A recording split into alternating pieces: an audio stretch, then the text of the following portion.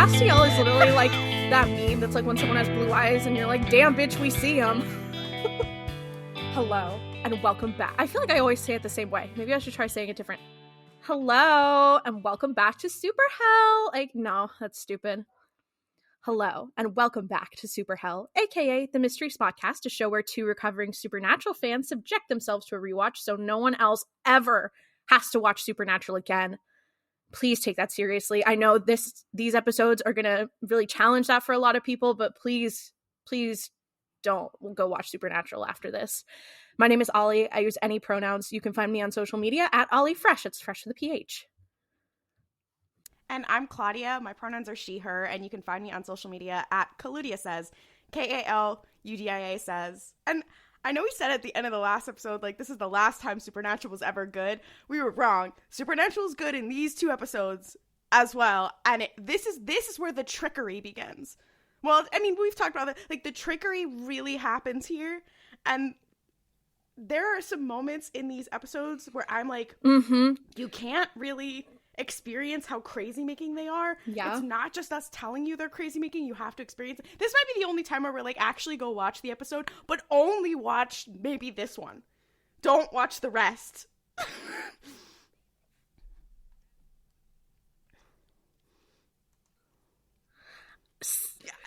It's so funny because as we're watching these episodes, I was like, I don't even know what to do. Because I feel like when upon rewatch, I was like, yeah. I feel like these episodes, are they good? Yeah, I think they're good. But the problem is they're also bad. And I'm like, oh, but it's like a different brand of bad than what the show was when it was bad before. This and is it's like a new brand. The brand of bad that was a little bit evident in these episodes, it only grows as it progresses, and so it becomes a whole. And the problem is that it's like a completely different brand of bad than the bad episodes were in seasons 1 through 3. This does kind of eat though, and I was like, ugh.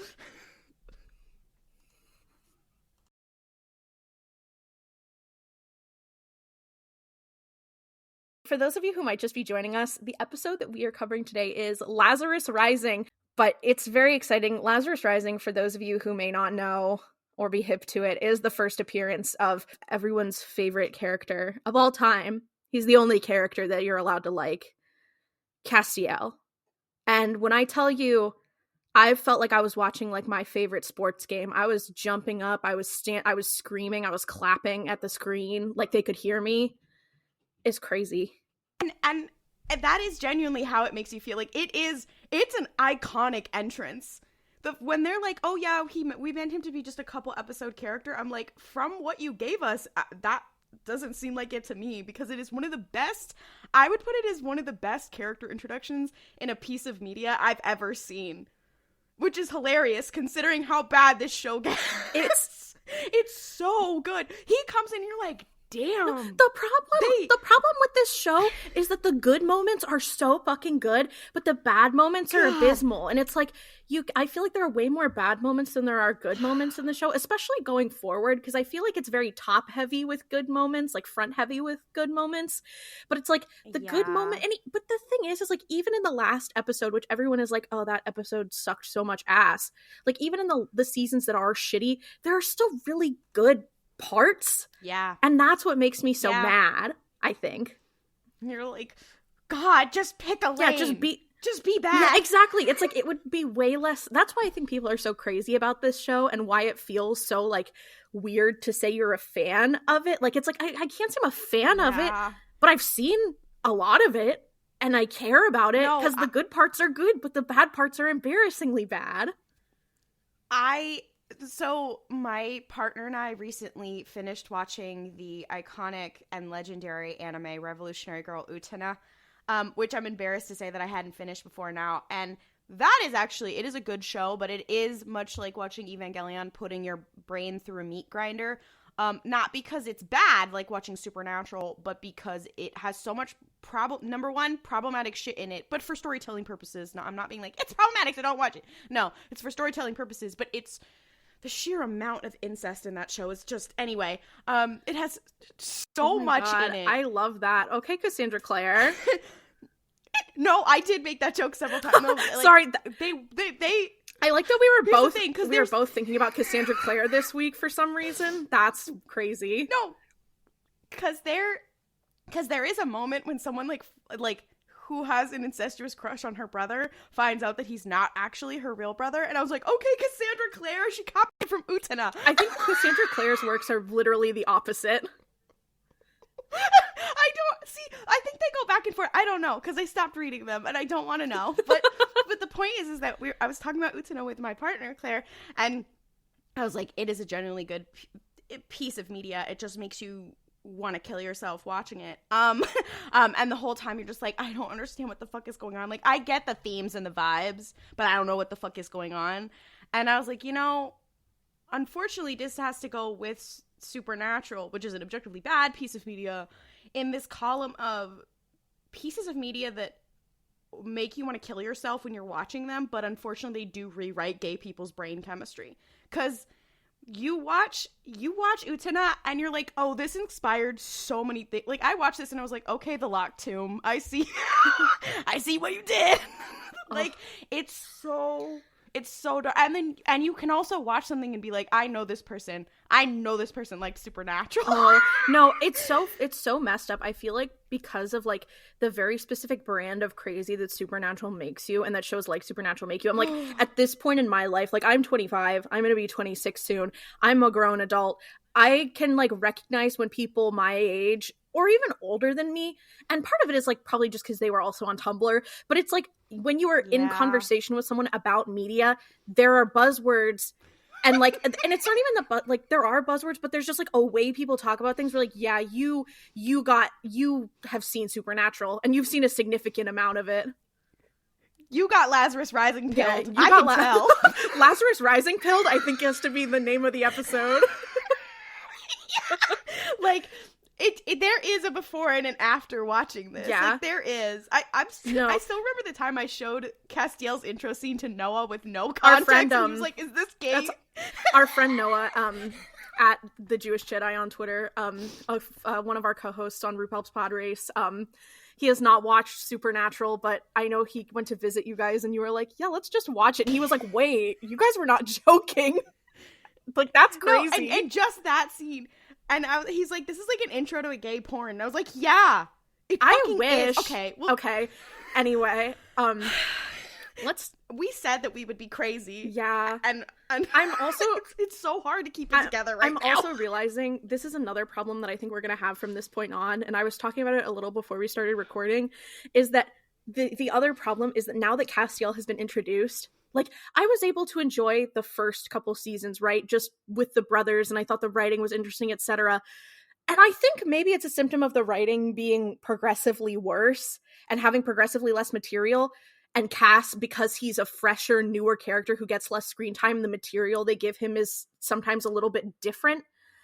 If it's that, or if it's just that he's such a character. But it's like, when an episode starts and I don't see Misha Collins' name on the bottom of the screen that he is in that episode, I tune out. Like, I'm like, I don't care. And here's the thing, as we've stated before, we don't like Misha Collins, much like we don't like Jared Padalecki.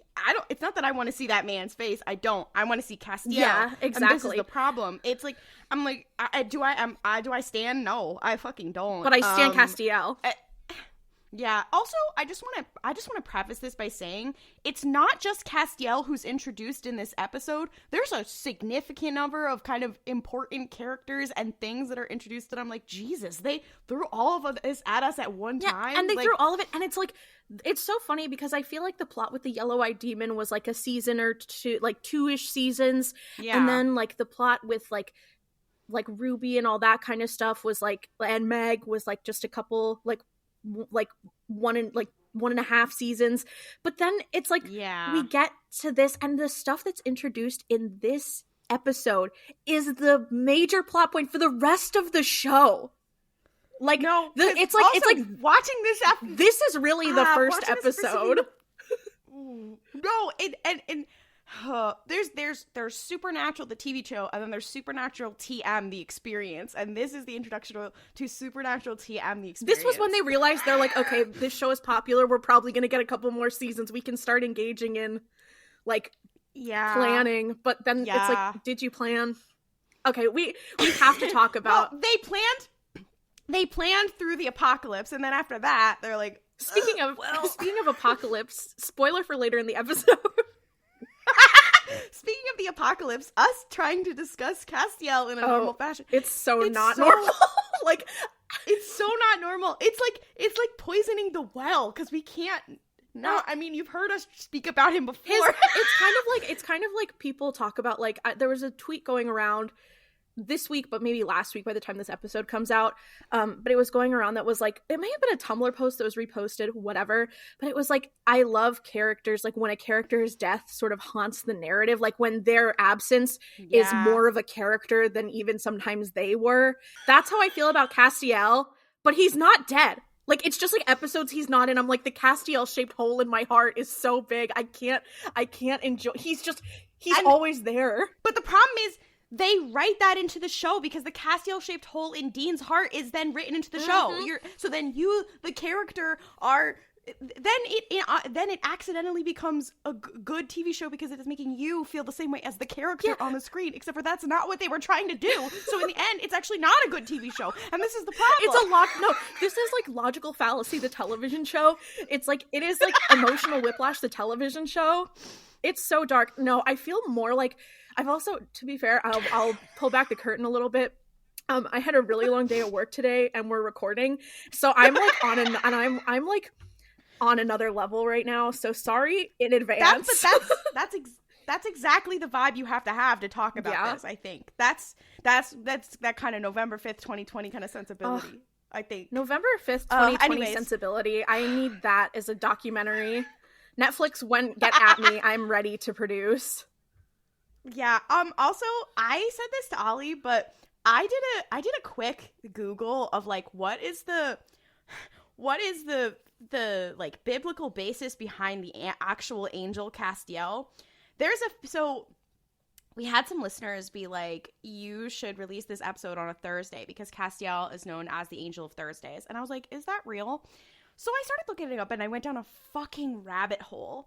First of all, if you Google Castiel Angel of Thursday, you will get interviews with Eric Kripke where he goes, yeah, so I just Googled it, and then Google, like, when Google pulls out results from a random article and gives it to you and you have no fuck-ass context for it, he just saw that it said Angel of Thursday and fucking went with it, and he looked that up because Supernatural aired on Thursdays, so he thought that was fucking funny. Little did he know he was creating a fucking mini deity, like, and so here's the thing, and if you look it up, the angel that inspired Castiel, or whatever, in various forms of Christian and Jewish mysticism, not associated with Thursdays, sometimes associated with Saturdays and the planet Saturn, to which I say hi to our listeners. If you draw Castiel in the Sailor Saturn outfit, I will love you forever. But putting that aside, so I'm on... Okay, I'm sorry. I think it's really funny, the idea of what you said of, like, he's created this deity. I'm like, okay, Castiel tulpa, like, so real. No, like, do you think enough people of Manifest have thought about Castiel at this point that he's, like, that he exists? Yes. Yes. No, we talked about it at the beginning. We were talking about how Castiel in this first episode with those big ass blue eyes, you're like, put that shit away. And I made a reference to Satoru Gojo. And what happened to Satoru Gojo when something occurred to him in the manga was that people made a real life fucking shrine to him in Chile. It was fucking crazy. I think people have done the same thing to Castiel. I don't know what it is about the little blue eyed guys, but people go crazy. Like, they go nuts. They go insane. But if you look at some of the stuff, here's the other thing that I realized. I think that the angel that Castiel is based on is an angel called Castiel. To be fair, it is spelled in like a million different ways, depending on if you're looking at like the Torah, the Quran, Hebrew mysticism, whatever. I did go down a rabbit hole, which may explain why there's this ongoing fight with the fandom that in scripts, when they're not putting the whole word Castiel, they say Cas with two S's, and people are like, that's dumb because his name is not spelled Cas with two S's. And so everyone in the fandom is like, we shan't be doing that because it doesn't make any sense. And I'm like, is this a remnant of the fact that one of his alternate names is Castiel, Cassiel? Maybe not. Could be an accident. Don't know. The point, I think the point is that Cass with 2 S's is not, that's stupid, and no one says it like that. It's dumb. It is how the subtitles are. No, I watch Supernatural with the subtitles on because I'm like, these men, their voices just keep getting deeper. I don't understand them, but I'm like, as soon as I see the subtitle Cass spelled with 2 S's, I will be turning them off and just leaving it to God to see if I can figure out what they're saying, because I will not look at that. Yeah. It makes me so... Also, the weird thing about the Wikipedia page for Castiel is that Castiel from Supernatural is not in the other works in pop culture section. So I'm like, maybe this isn't the same angel. I don't know. According to Wikipedia, Castiel means God is my wrath, also known as God is my leap, is an angel appearing in extra-canonical Jewish, Christian, and Islamic mystical and magical works, often as one of the 7 archangels, the angel of Saturn, and in other roles. But wait. See, but people often joke that Castiel is the angel of Thursday and the angel of sad gaze. But wait. So it's so there's a bunch of different things about, like, oh, in this he's depicted as this. He's a guardian of the 6th palace. He's this. Specifically, Castiel is also described as one of the angels of death in Judaism, specifically the angel who presides over the deaths of young men. I like the idea of them being like, you know, like the reason that God sends Castiel to do this is because he's like, oh my God, okay, go. Okay, I feel like we are getting into the weeds, but I feel like we have to... Wait. We have to get into the actual episode vibes here. The actual episode. There's that. There's also there's also various references to him being like what was it? I didn't see this on this page, but there was like an angel of like the downtrodden and stuff, and I'm like, oh, so like the girls and the gays, got it. Which makes sense given the fact that people are insane about him. I like the idea that like there was this angel that you're talking about, like this that maybe he's based on, but I like the idea that they were like, yes, Castiel is like woke Castiel. Yeah, I mean, Castiel is the patron angel of all manner of overlooked people or those in weakened states. God. Which includes orphan children and the enslaved, the poor and downtrodden, those who are oppressed by others, the oppressed, and those who've been unjustly persecuted. I love this. I know you didn't tune into the Mystery Spotcast for a theology lesson, but I feel like I learned something, so... Do I know if any of this is correct? Because I'm taking it from various random sources online. No. But apparently that's what Eric Kripke also did, and he got that wrong. So... What? I just think it's Eric interesting. Kripke got something wrong? That's crazy. One other little thing that I read was, most of all, he is the angel that teaches serenity and temperance so that individuals may open themselves to receive the flow of divine light within themselves. That's so crazy, considering his fucking third line is, oh, so you don't think you deserve Stop, to be saved. You're spoiling the episode. No, I'm sorry. Okay. Let's get into the episode. I had to get that out there. I like we're doing all of this before we've even talked about it, so you have to listen to 20 minutes of us talking about this before you actually get to hear about what we're talking about. We warned those motherfuckers that this would be not comprehensible. This episode is going to be like 4 hours long. And it's okay, because that's what they've been fucking waiting for. Okay. So, first of all, we start with The Road So Far, and this one to an AC/DC song, and they edited a really good montage, okay? It eats. I have to say, it was Shook Me All Night Long by AC/DC was playing. Which is like I'm sorry. This montage, that is like the dumbest music choice that you could have gone with. I was like, absolutely. It was like, what the fuck are you guys talking about? That has nothing to do thematically with what has happened. It's not like this show is hindered by the fact that they have this reliance on popular classic rock. I'm like, who is this show trying to appeal to? You're about to introduce the gayest character, and I know it was not intentional, but you can't keep trying to pander to the dads in the audience. Because you will just pander to the dad's queer kids. Like, that's what happened.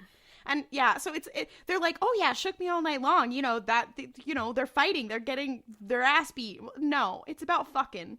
And then we introduce Castiel. So I'm just saying, it's thematically with it. The whole time I will be doing this, unfortunately. So the episode, it opens with basically like it's flashing lights, and you just see Dean's like terrified screaming, and it's clearly Dean in hell, because that's where we left off in the weird last finale. And next we hear this like harsh like breathing, and Dean does something stupid. He lights his lighter and he finds that he is in a pine box. And of course my first thing is, I'm like, if you are buried underground, the last fucking thing you should do is fucking light your lighter. But I guess I'll give you a rest because you were in hell for 40 years. So, and he realizes he's fucking buried alive in a box, and he calls for help, and he's like, his throat is really dry. He's like, hello, whatever. And through this whole scene, I'm like, and why didn't they burn his body? We'll find that out later. But the whole scene, I was like, damn, Sam, you are so stupid. You are dumb for real. And the reason is even dumber. So the reason is, oh god. Well, to be fair, this is the season where Sam gets dumber by the day. I was just about to say, I feel like Sam is exceptionally stupid in this episode. Like, well, Sam... that's what happens when you're chugging demon juice. Spoilers. He's just it's like the Panera lemonade. It doesn't kill him, it just makes him dumber. Anyways. So Dean, what's interesting here is that Dean knows exactly what to do to get out of a coffin if you're accidentally buried alive, which I have some questions for John Winchester. Well, I feel like that is a skill. I didn't know that was actually like a skill you could have, so I will be learning that, because I'm very scared of being buried alive, even though it's like pretty unrealistic, but yeah. They need to teach a class about that. Yeah, sick Magnus Archives reference. So true. Yeah. The fact that... To the buried. Yeah. Yeah. Sorry, that was weird that you made that reference. Yeah, that's so crazy considering I listened to 200 episodes to make that reference. Wait, really? Yeah!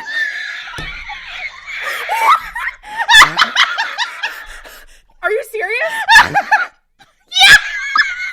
Oh my god!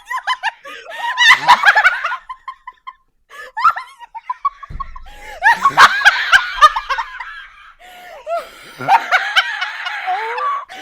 my face just like changed colors. Holy fucking shit, are you serious? Yeah! You've been referencing the Magnus Protocol, and I was like, I'm on you bitch. Okay, that's so fucked up that we're having Lazarus Rising and the reveal that Klaudia has listened to all of the Magnus archives. I did it on purpose to fuck with you, I hope you know. Oh. Yeah, I listened at 1.6 times speed. For the last 2 weeks. You listened to 200 episodes in 2 weeks? I caught up to the Magnus Protocol as it literally came out. I said, it's about drive, it's about power. Guys, this episode is so fucked up.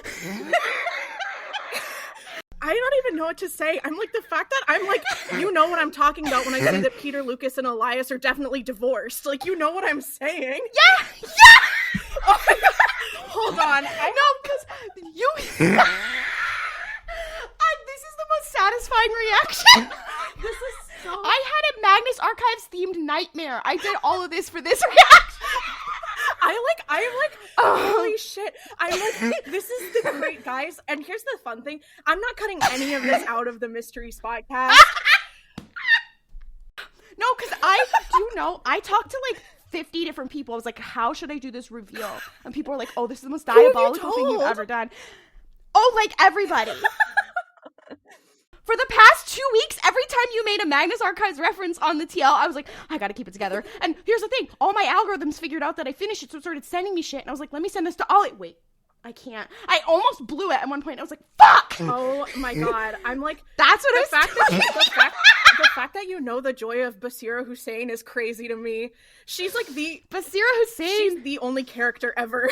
Like, I'm like, fuck Cass. If I had to pick between Castiel and Basira Hussein, I know who the fuck I'm picking. Sorry, Cass. Because here's the problem. I now understand the whole, I have to make a Magnus Archive It's reference the brainworms! It happened to me. It happened to me. No, because here's the thing. It's like, it literally changes how you watch literally anything. Because you're always being like, this is just like... This is Ollie in post. If you don't want to hear a massive spoiler for the Magnus Archives of all things, skip ahead like 10 seconds. No! Do you remember in the last episode that we recorded of Mysteries Podcast where the surgeon was going to take Sam's eyes out? I was like, this is just like what happened to OG Elias. No, because so it was so hard. It was so hard for me. And then the Magnus Protocol starts and everybody has all these memes and I was like, I have to restrain sending them to Ollie. Supernatural Lazarus Rising AU where Jonathan Sims has to go into the coffin to rescue Dean. Like Daisy. Okay, Winchester and Daisy would cut it up. Are you kidding? They would. Also, POV, Lazarus Rising, where everything is the same, except it's not Castiel who rescues him, it's fucking Jonathan Sims, and they hate that would each be other. So disappointing. He gripped him tight and raised him for perdition, derogatory. I actually feel like I'm about to cry is the crazy thing. I'm like, this is like my love language. Guys, the energy I am bringing into the rest of this episode is going to be so fucked up. When you said that at first, I was like, oh, this is going to cook. I was like, I am dropping a bomb on them. You did. At the worst possible time. I'm gooped and fucking gagged.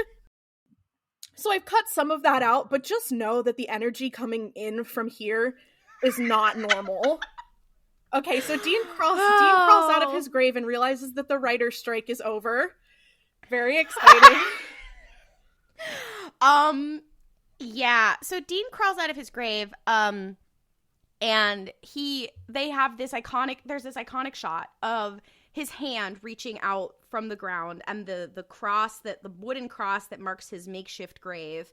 And it's very classic, it's very whatever. And it zooms out and he has emerged in a field that used to be surrounded by a bunch of trees, but the trees have all fallen in a circle around him, and it looks kind of like the Supernatural logo sometimes, like in the opening. It also sometimes looks like an eye. Sick, Mag. It's so dark. It's like a disease. It's so dark because you won't be able to not reference it for the rest of your fucking life. It's like I don't want to. No, it's not a choice. Oh my god, I'm just like John. Okay, I know this is crazy that I'm about to say this. I'm putting an embargo on the Magnus Archives references. Oh, okay. That's okay. Sorry. Okay. Sorry. The other it's so iconic. This scene is so iconic because it has like the whole forest is like crushed, and then we get the new Supernatural season logo, like the new one, the new title screen. And it's kind of really ugly, but I got excited about it anyway. It's just red text on a black background. You're like, okay, girl, give it's us also nothing. all the wings fluttering. It's yes, like a bunch of too. wings fluttering, and then it's the red logo. This is a part of what makes but this is a part of what makes the episode so crazy is that like the build up to Castiel is so well done that of course people are gonna feel crazy when he shows up. So for them to be like, oh, he was just a minor character. I'm like, you started out with the flapping of wings and then all of these little pieces of foreshadowing. Yeah. How did you expect us not to feel crazy? Like, and I will say, like, we said that the show does have a different vibe from now on. I think that is also on purpose because they're like, we're dealing with angels now. Buckle up, bitch. That is on purpose. So Dean is like, okay, gotta pull myself out of this grave in this fuck-ass weird former forest, now a field. And you see him and he starts walking and like he like has his like sweatshirt off. He's like walking down the road. He's thirsty, he's tired, he's whatever, and he finds like this buck ass gas station that is completely empty, and he's like he breaks it. Like they spend a lot of time on this, but like he breaks in with like and like he steals some water, and he goes to like the bathroom sink. And again, this is also a very iconic scene, and again a part of the homoeroticism So first, they show like flashbacks of the season 3 finale where they're like, yeah, his body got fucking ripped to shreds by hellhounds before he died in the most comical, bad budget way possible, if you remember. And he looks at his stomach, and it's like, number one, it's for the fan service for the Jensen Ackles girls, but he looks at his stomach and he's like, there's not even a scar here. What the hell, girl? And then as he's doing that, he notices something on his arm, and he pulls up the arm sleeve, and you've probably seen this image of, he pulls up the arm sleeve, and there's this giant fucking handprint that is like a burned welt in his arm. And he's like, girl, what the fuck pulled me out of there? And that handprint is the foundation for so much. Oh, you know, in the November 5th episode when it's the same spot. Anyway, I can't bring the other funny thing about the handprint is that, like, at some points it's just not there. Like, it's clearly this disgusting scar, but then it is gone later. I thought it gets, like, healed. I thought it, like, goes away. I think on purpose. I don't know if it was on purpose, because I feel like I remember them being like, oh yeah, we just kind of forgot about it. Like, which is so... That might be misinformation, though. I don't know. It seems like something they do, though. Yeah. So he starts, like, grabbing food and stuff, whatever, and here we must enter a regular segment, which is called They Make Dean Problematic in an Extremely Problematic Way, and for what reason? If you recall, an ongoing bit in this show is that Dean has a particular taste in pornography that is extremely racially inappropriate. And it is both, this is one of the first times where, it is used in a way to no homo him. And there are several no homo moments in this episode for them to be like, don't worry, guys, he likes women. And in the most disgusting, problematic way possible.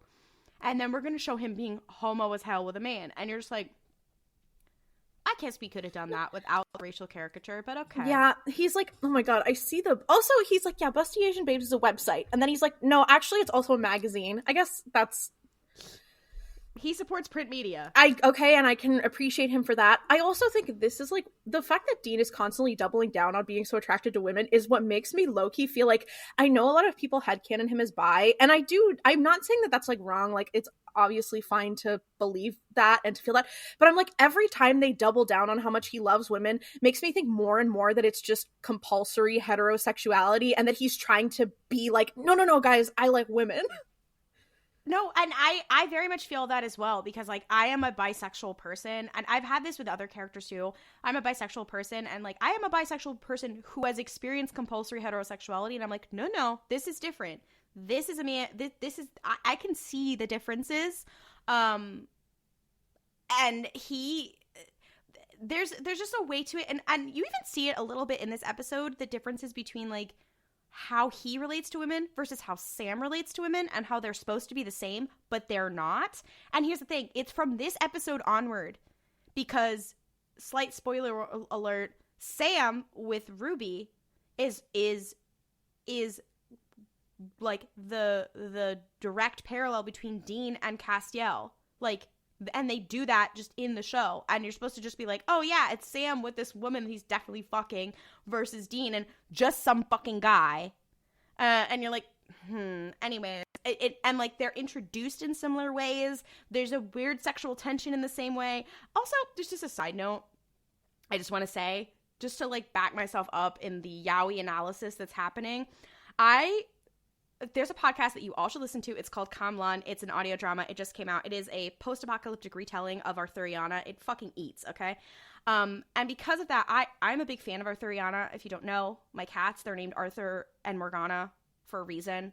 And this is a podcast about Supernatural, but one is remiss to not mention the show BBC Merlin. Anyway, but my point is, I was listening to that podcast, and there's a lot of, like, things in there where I'm like, fuck, I'm actually a fake fan. I don't remember any shit about Arthuriana, so I gotta go on Wikipedia. And I ended up on a Wikipedia deep dive, very similar to the one I did about Castiel. And when you go on a Wikipedia deep dive about Arthuriana, you do end up on, you know, romantic European poetry about various different shit. And somehow I ended up on one of the French poems, and I don't know how I ended up reading an excerpt from an entire text about like homoeroticism in French poetic chivalric literature, and a version of Lancelot who's like in a bisexual polycule with this guy whose name sounds like Galahad but it's not, and Guinevere or whatever. And some of the quotes from this, I swear to God, they sounded like a fucking Naruto and Sasuke quote, or like something from. They sounded like the kind of quote that people pull out, like me on TikTok.com, that people pull out from a manga or from an episode of fucking Supernatural and go, "Damn, these bitches are gay," but it's from fucking French literature, and the people and the girls in the academic texts were speaking the same way. And I just, for a second, I felt such kinship with people across the ages. I was like, so we have all been reading things like this and going, and here's the thing. So what happens in that analytic text is that the academic, who I need to remember her name because she ate it up, she does a whole thing where she's like, I'm going to explain to you why their relationship is romantic over just the like chivalric bond between two knights, because they portray his relationship with this knight's relationship with Lancelot in the same way romantically as another, like a woman's relationship with Lancelot. And I was like, oh my, so this is a time-honored fucking tradition. And I was like, and now I just did that on my podcast about Supernatural, and I feel such a kinship with everyone. Anyways, okay, I've also just come up, sorry, this is like not quite as profound, but I think, I just realized, is Castiel I think the answer is yes, and I think that there has been debate on it, but I'm just voicing it on this podcast because I think someone has to. Castiel is millennial and older Gen Z's Spurk, which is Spock and Captain Kirk, which is basically is the foundation of fan fiction. And honestly, like, it's not it's like the foundation of fan fiction becoming like an art form and becoming something popular and something was like the modern idea of fan fiction, considering like corporate ownership of stories. Yeah. Well, and it's very funny you mention that, because in this episode, Dean mentions that he is a fan of Star Trek, and also the combination of Star Trek and Supernatural is what gave us the Omegaverse. That's so true. So like, guys, like, it's not Castiel, but I wish it was Castiel. Oh God, imagine. No, I'm actually kind of happy with what it was, because I'm like, that was like that one Tumblr post that was like, I think like writing RPF is like weird or whatever, but anything that makes Jensen Ackles' life harder, I'm a fan of. And I'm like, that is anything funny. That makes Jared's life harder, I am a fan of. That is true. I feel like that's the problem, but I feel like because Jensen was the Omega in that fan fiction, it's almost like, I'm like, I feel like God gives his hardest battles to his sexiest soldiers, Yeah. And I don't want to say that fan fiction that began the Omegaverse as we know it today is the first that had those concepts, because it is not. There were other things in other places. I just want to say, I know a lot of the girls are watching that Thai BL that is Omegaverse, that is Omegaverse MPreg right now, and the fact that you do need to know about the episode Lazarus Rising to understand that fucking Thai BL about two motorcycle racers is so, like, you have to understand the history of Star Trek, Supernatural, BL fandoms online in the 2010s.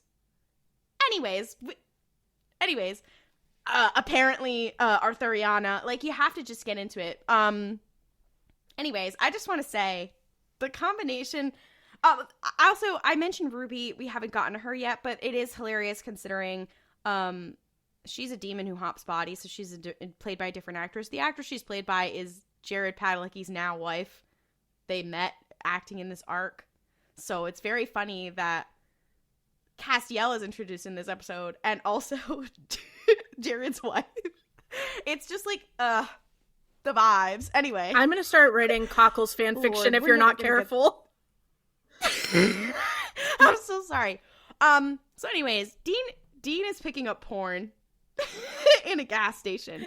At this exact moment. I'm sorry, it's so funny because he's doing all this like scavenging, like he's grabbing all this food and stuff, and then he sees the porn and he goes from survival mode to this stupid shit-eating like half grin smirk thing that he does. And when it's like, I'm like, and you're like, it's like, oh my God, he's like, yes, a perfect opportunity for me to engage in Comphet. And he's like, oh, I'm back from the dead. I have to remind everyone I'm straight. Except for in the next 10 seconds, his future boyfriend yells so loud in jealousy that it almost blows his ears out. He sees that he's attracted to a woman, and here's the thing. That happens twice in this episode. He expresses attraction to a woman, and Cass loses his fuck-ass mind. Basically, what happens is immediately the TV and the radio, they start to, like, static. He starts to, there's, like, this buzzing noise that's, like, this high whine noise, and it's getting louder and louder. And I will say, they ate up this scene, like, the way that the sound is. It's, like, kind of the way that he would hear it. Dean is, like, freaking out. He's like, oh my god, there's, like, some powerful demon who's coming to get me. He starts pouring salt on the windows, whatever, and then the sound gets to be too much. He, like, falls to the ground, and he's, like, covering his ears, and it shatters all the glass in the building, which there wasn't much of. It was, like, a small gas station. And then the sound stops, and he's like, whatever. And here's the thing. In the rest of the episode, they don't really explain why Cass did that. Cass is just like, oh, I talked too loud. I'm like, yeah, because you were a little jealous, huh? You're a little jealous. I do think it's funny that he only does this when Dean is engaging in Comphet behaviors. Like, angel that he's the angel of screaming at you when you Comphet alarms. It's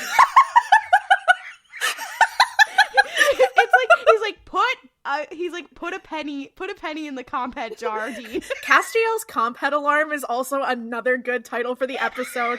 We'll have so many to pick from, guys. It's so exciting. So then we see Dean go to the payphone. And at first I'm like, how's the payphone still working? But okay, girl.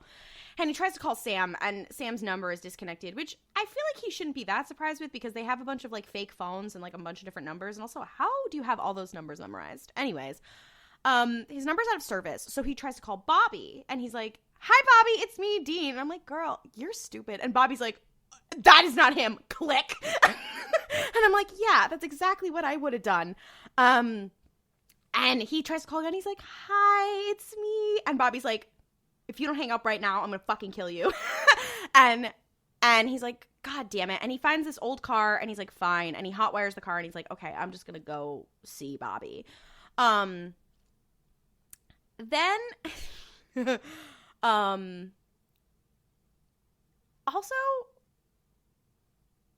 also the day that he returns is Thursday, September 18th, 2008. Just want to let you guys know. That's right near my birthday. So one could say that his rebirth, we're both Virgos in a way. Even though Dean was born, you know what? Wait, Dean's birthday was on the 24th of January. We missed it. Happy birthday, Dean. We're watching Lazarus Rising in your honor. Oh my god. Okay, so Dean is so dumb. He just rings his fucking doorbell and is like, hey, it's me. And Bobby's like, what the fuck are you? I know you're not Dean. And, you know, he thinks he's a shapeshifter. I think he's a revenant. He tries to kill him with a silver knife. And, like, at one point, he, like, goes in to hug him. He goes in to hug Dean, and then Dean realizes that he's using that to try and stab him, and Dean's like, whoa! And I'm like, okay, nice reflexes. And he's like, look, like, if I was some sort of fuck-ass thing, like, and he cuts himself across his arm. And again, you could have just cut yourself in a more convenient place, but sure. He cuts himself across his arm. He's like, if I was some weird thing, would I have survived this with a silver knife? And Bobby's like, okay, fine. So, girl, what happened?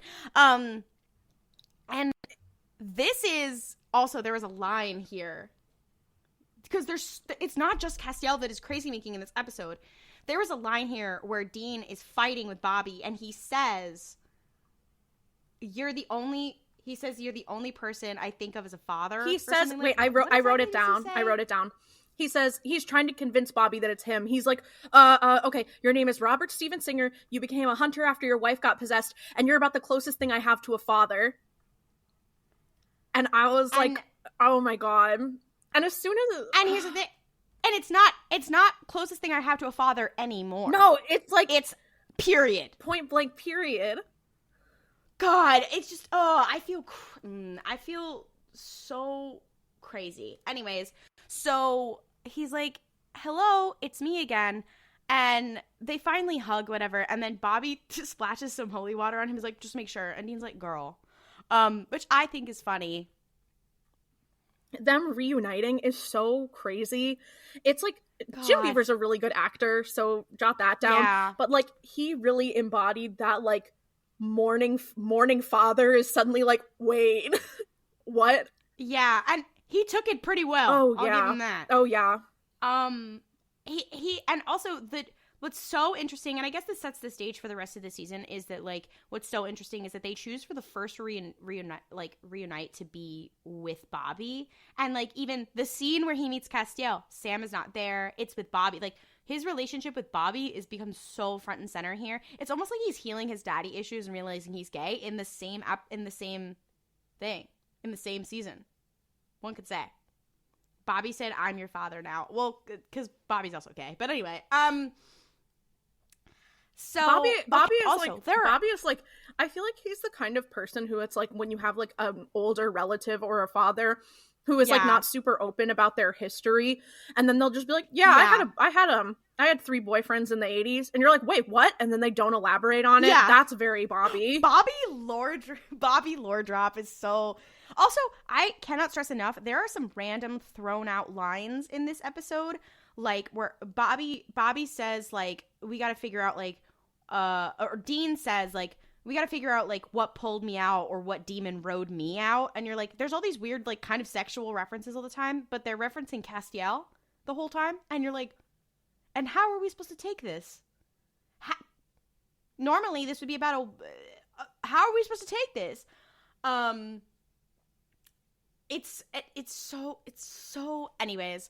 So Dean's like, hey girl, where's Sam? And Bobby's like, well, we haven't exactly been taking it very well, and especially Sam, I haven't been able to get a hold of him for months. And Dean's like, why didn't you take care of my brother? And Bobby's like, girl, I fucking tried. He went off the deep end considering his brother just died in a horrible way. Sorry, I'm trying my fucking best. And he hasn't been returning his phone calls and whatever. And then Dean is like, also, second question, why didn't you guys burn me in a Hunter's funeral? And Bobby's like, okay, girl, so bad news. Sam didn't want to. He wanted to bury you. And he was like, so that you have a body to come back to when he brings you back. So once again, we've rented our Full Metal Alchemist era. And and Dean's like, uh-oh, it's not good.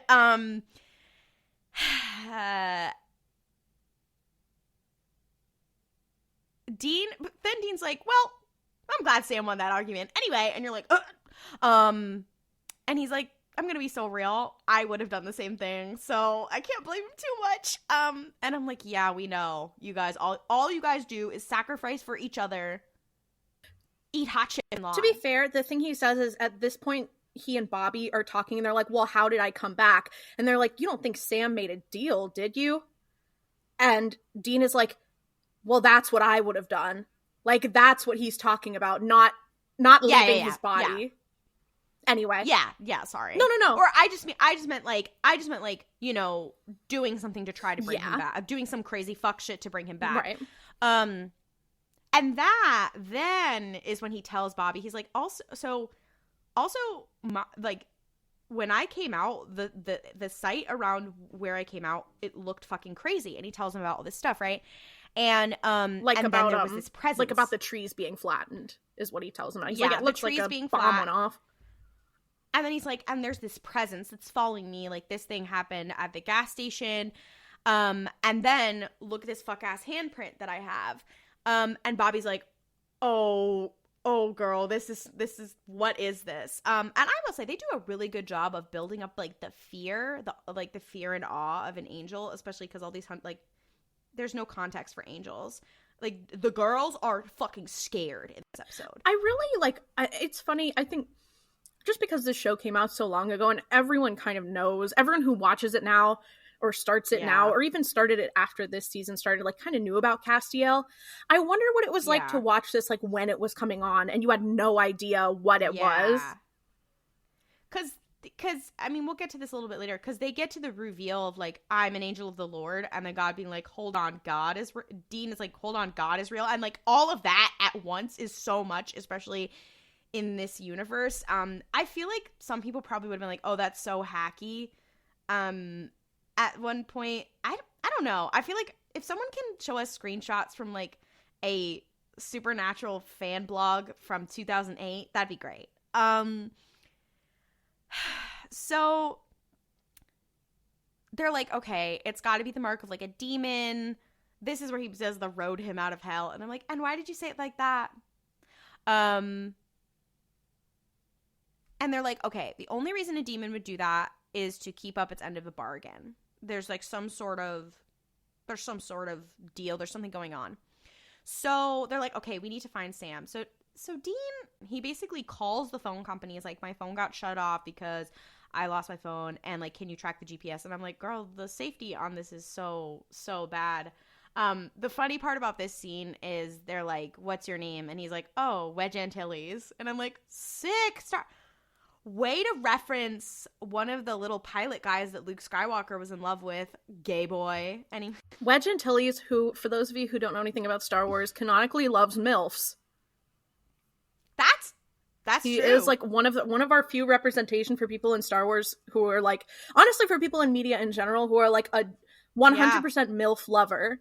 What I love about this scene, I don't love it, but I think it's well done, is like when, first of all, Bobby's like, how did you know he would use that name? And he's like, what don't I know about Sam at this point? And I'm like, I love that Sam's continuing to be a weird little Star Wars nerd, but then Dean makes fun of him for being a nerd, but then Dean references Star Trek, and I'm like, one of those is objectively nerdier, and it's not Star Wars.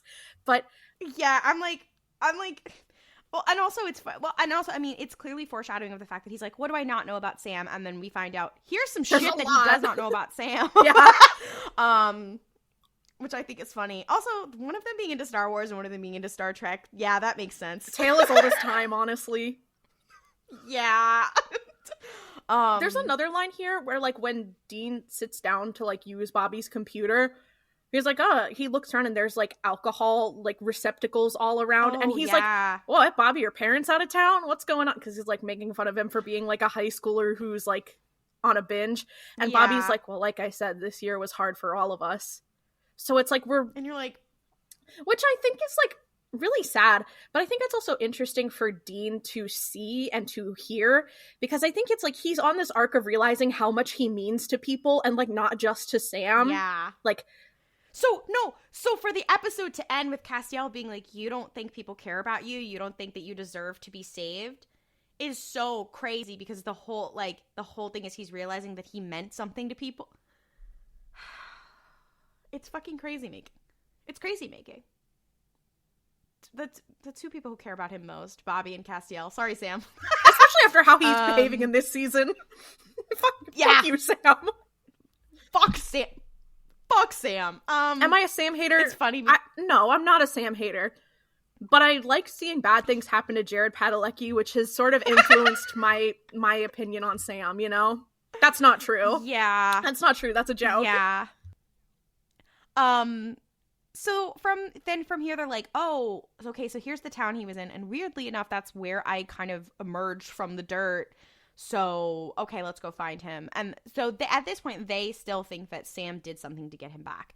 And so they arrive at a hotel room. It is a seedy motel. There's like a heart on the door. Like it's whatever.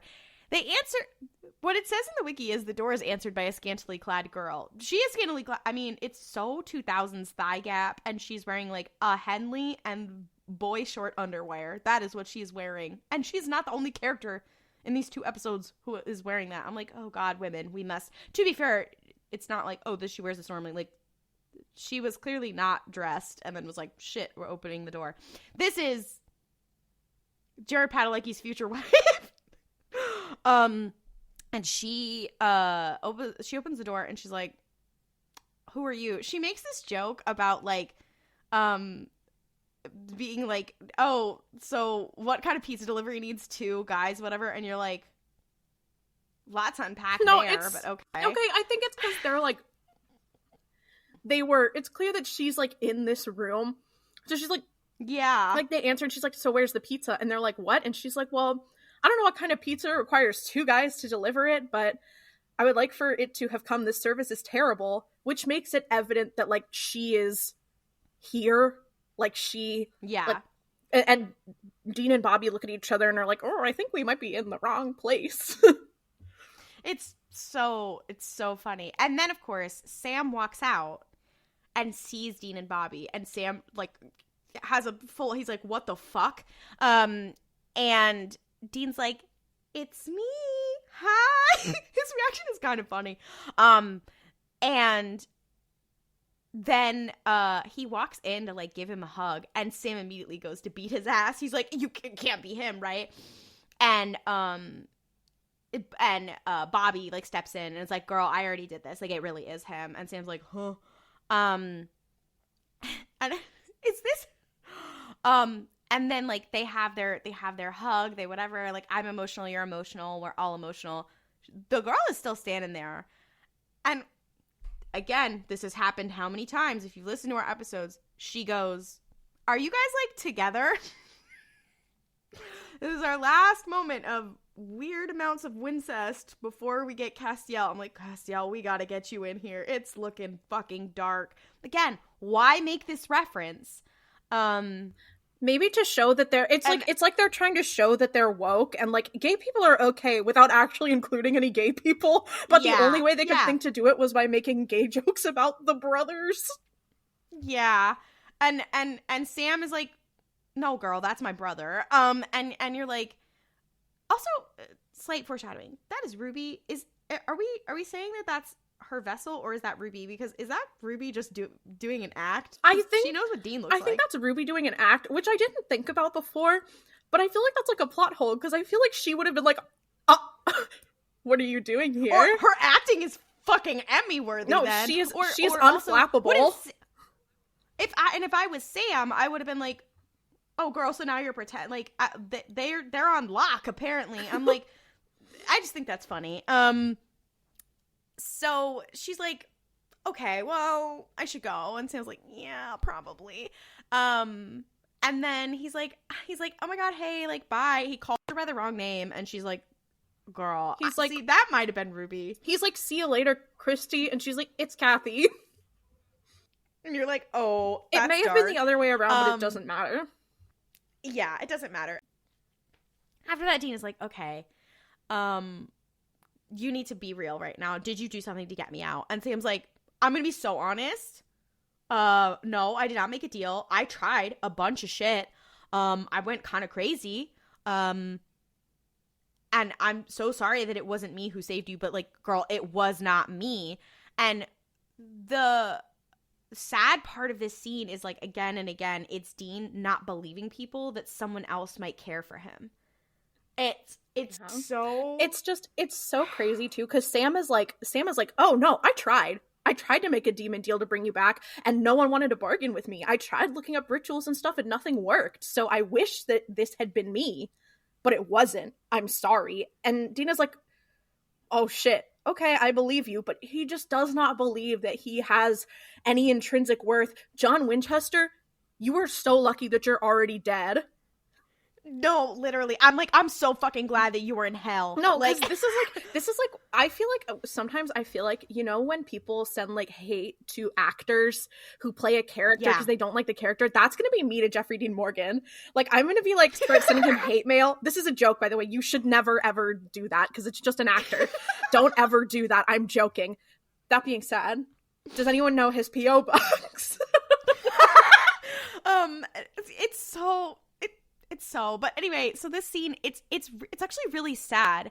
And so then all three of them are like, okay, girl, what broke him out? There's also a line here where they're like, well, I think Bobby says, I'm glad Sam's soul remains intact. That's a mouse tool we'll use for later. Because it's not. And also he goes, if he didn't pull me out, then what did? And I said, the power of gay love that pierces through the veil of death and saves the day. Because, again, it's been foreshadowed. There's also this joke about her leaving her bra, and I'm like, first of all, bras are expensive. Why'd you do that? And then they also have a scene. It's so funny because Dean's like, oh yeah, obviously you really missed me. Obviously it's really tearing you up inside, and holds up this bra. And Sam's like, I'm like, okay, Dean, you're just being a hater, because just because he's sad does not mean that he can't get his rocks off. I feel like that's like projecting. Like, Yeah, I'm sorry you're too depressed to get it up, but like, come on. Like, damn, bitch. He's like, if anyone's gonna be heterosexual, it's gonna be me. He's like, no, he's like, no, Sam, you can't have a girlfriend because then I can't project my insecurities about being gay onto you. Like, what am I supposed to do? Even though he did it anyway when Sam had a girlfriend. Shout out to the first episode. So they're like, what the fuck broke him out? And Dean's like, okay, girl, why are you close to where I was buried? And Sam's like, well, I was following this pack of demons that led me here, and I figured that, like, Lilith must be around, and I was on a road for revenge, dishing out some payback. And Bobby immediately is like, okay, well, guess we gotta go talk to a psychic. And you're like, okay, Bobby knows everybody. Love his fucking Rolodex. And they're like, we gotta figure out how he got out of hell. And they say they need to know who or what did it and what the cost is. At this point, when I thought of that, I was like, you mean the cost being Castiel becoming more human in the process? The cost? Anyway. Oh, okay, I can do it. This is also the moment where Sam takes off this amulet and he's like, here, you can have this back, whatever. And it's and Sam's like, okay, girl, the Samulet, be real with me. The Samulet, for those of you who may not remember, was an amulet that Dean always wears that Sam gave him when they were kids, that he was going to give to John for Christmas one year, and then John didn't come home for Christmas, so he gave it to Dean instead. With the sapphire Barbie? With the sapphire, when Dean gave him the sapphire Barbie. That episode was crazy. God. And this is also a moment where Sam is like, hey, so, like, what do you remember from hell? And here, this is not the first time Dean lies, because he's having some very vague flashbacks. And Dean's like, I got torn up by the hellhound, and then I was out, and then I woke up in a fucking coffin and dug my way out of the earth. And Sam's like, whoa, that's crazy. And he's clearly lying. And then, of course, they cut to the car, and Sam's like, do you want to drive? And he's like, oh my God, yay. Like, I missed the car. I missed baby. How have you been doing? Dean gets in the car, and inside the car, it is so 2008. So you have to wind your brain back. There is a white iPod Classic plugged into one of those old style iPod jack. That's what they call iPod jack docks. And Dean's like, girl, what the fuck is this? And Sam's like, well, I thought it was my car. And he's like, get this shit out. He throws the fucking iPod in the back of the seat. He also, what song is playing? It is. He turns it on. It is Vision by Jason Manz. And I do recommend you all go listen to that song, because it is the most, like, melodramatic shit. And it's like it's a fun song. Like, it's very, very late 2000s though. But Sam was going through it. No, I know. I think this song came out in like 2005 or something. But it's just really funny because it's like, girl, he is listening to power ballads. Not that this song is a particularly, like, power ballady song, but it feels in line with the power ballads of the time. Oh, it's so dark. He was ripping them off Napster. He was. No, see, here's the problem. I feel like Sam was using iTunes, and I feel like he was, like, low-key paying. I feel like Sam seems like someone who would be really afraid of getting in trouble with the feds for, like, he's like, I've already gotten The feds think he's dead. Well, yeah, but I feel like he's like, I don't want to attract any attention by downloading, like, you wouldn't download an MP3. He's like, I don't want to get in trouble there. I'm already, my record is wiped clean right now. I can't draw the attention of the fuzz. He's like, I'll do a credit card scam, but downloading a song? No. They get on the road, and this part is really funny because this is the part where they have to, like, explain how they got from the ending of season 3, which was cut off super abruptly, to here, where Sam just has to basically explain what happened in exposition because they did not have the budget to show it. Nor, I think, were they going to bring the actress who formerly played Ruby, who then played Lilith, back. And Dean's like, okay, girl, so how did you survive when I got sent to hell? Because Lilith was standing right there. And Sam's like, okay, well, she did try to kill me, but then she sent a burning demon ray at me and it didn't work. So basically, the first moment where we see Sam's power as whatever he's about to become. We don't actually see it because of the budget cuts. It's just explained to us by Sam. He's like, I don't know, I was immune, and then Lilith left, and she and we were both shocked. It was kind of funny. And then Dean's like, okay, girl, but where's Ruby? And Sam's like, oh, she's either dead or she's back in hell. I don't know. Okay, sure, girl. And Dean starts asking him about the immunity. Has he been using his powers? And Sam's like, no, girl, like, I haven't been able to use those in a while. Like, and also he's like, it was practically your dying wish that I wouldn't go down that road.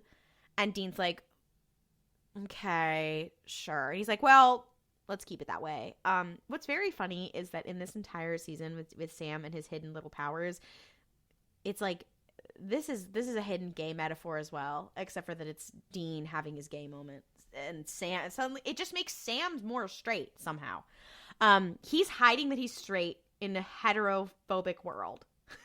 Anyway, I have to stop. This part. So then the two of them arrive at the home of Pamela Barnes. She's so slayful. She's the psychic. She's got such MILF behavior. She's okay. I don't know if she's quite MILFy because I don't think she was that old. I don't know. But that being said, she's in her 30s or 40s. Yeah, that being said, I wanted her bad. Like, I was like, and she was like, she's laying it on heavy with Dean and Sam, and I'm just like, guys, I don't. What do they have that I don't? Yeah, love women. Yeah, I'm sorry, and she could be bisexual. I would argue that she was definitely bisexual. Look at her. Yeah, I would argue that I love women more than Dean Winchester. I feel like that is true. I feel like we both probably love women more than Dean Winchester. I think everyone loves women more than Dean Winchester. I think that's the point. That's unfortunately the issue. Eating the girls up. And it's just she's an old friend of Bobby's, and she immediately starts flirting with them, and I'm like, oh, damn, girl. And she's also dressed a little, not older, but like different than the young women on the show. I don't know, she's young.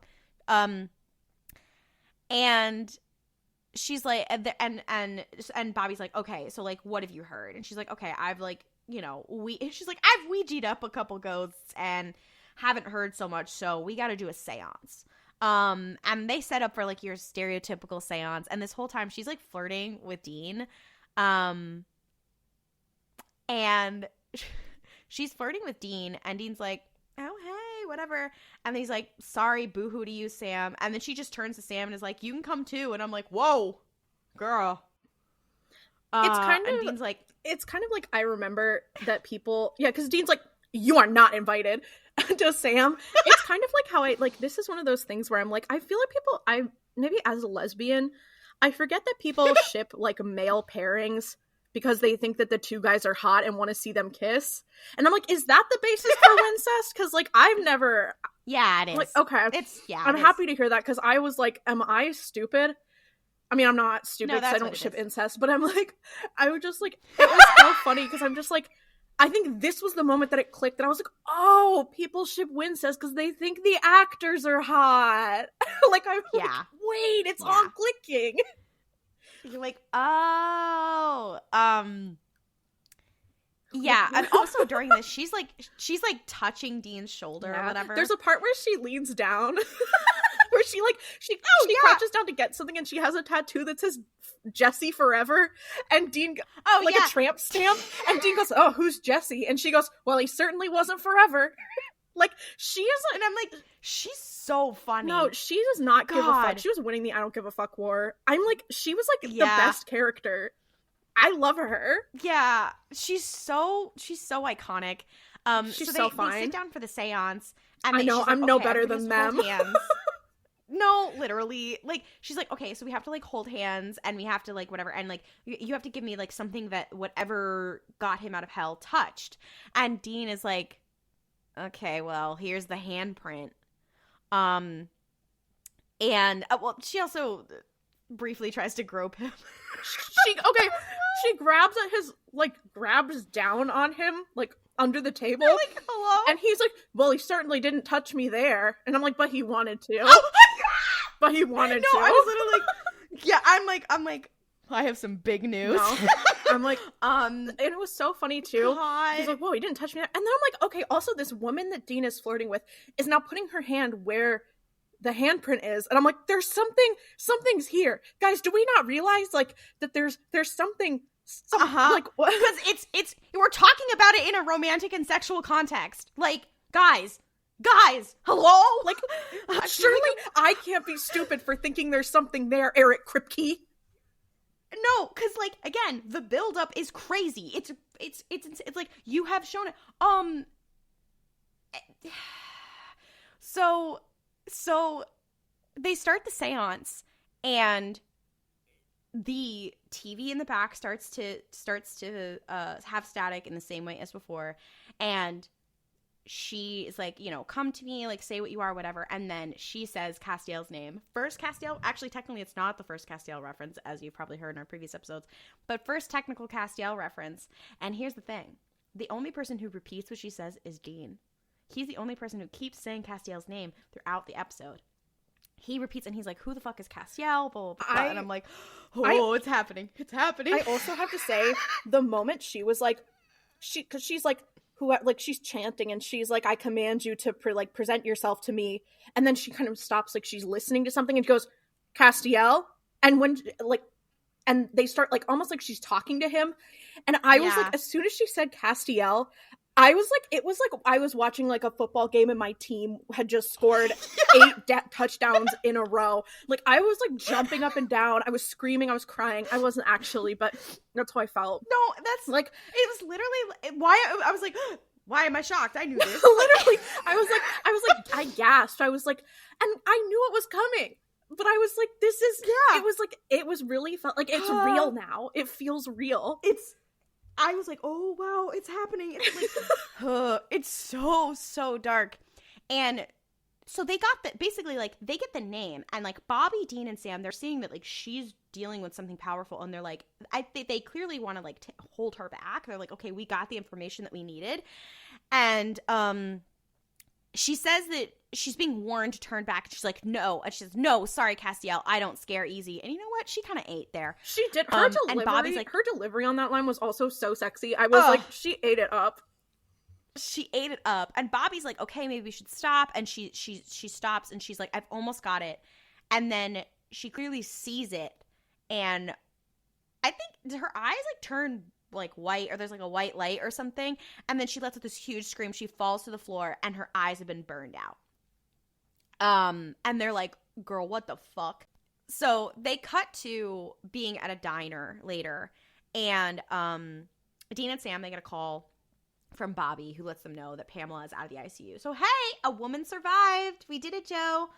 I would just like to say, this is example number 2 of Castiel losing the shit on somebody because Dean interacted with a woman instead of him. Jealousy is a sin, Castiel. Yeah. This is the first part of his fall, and Dean hasn't even properly met him yet.